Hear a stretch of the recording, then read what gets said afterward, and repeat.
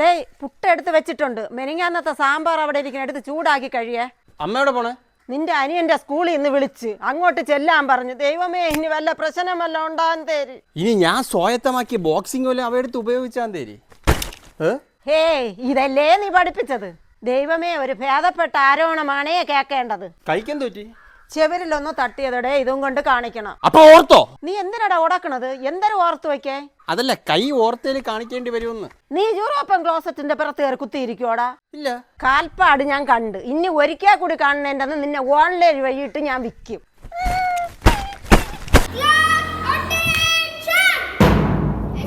Father ഉണ്ടോ?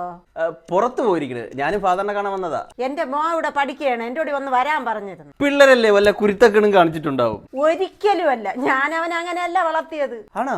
1ാം ക്ലാസ്സിലെത്തിയപ്പം വീട് മൊത്തം തൂത്തുമായിരുന്നു അവനെ പഠിപ്പിച്ച് ഞാൻ. 2ാം ക്ലാസ്സിലായപ്പോ കഞ്ഞി വെക്കാൻ പഠിപ്പിച്ച്. 3ാം ക്ലാസ് ആയപ്പോ അവൻ തുണി നനയ്ക്കാൻ അവനെ പഠിപ്പിച്ച്. 5ാം ക്ലാസ്സിലായപ്പോ അവൻ കംപ്ലീറ്റ് ജോലി ചെയ്യാനും അവനെ ഞാൻ പഠിപ്പിച്ച്. അപ്പൊ നിങ്ങൾ? ഞാനും ഹസ്ബൻഡും കൂടെ AC റൂമിനകത്തിരുന്ന് അവൻ ജോലി ചെയ്യണോന്ന് നോക്കും.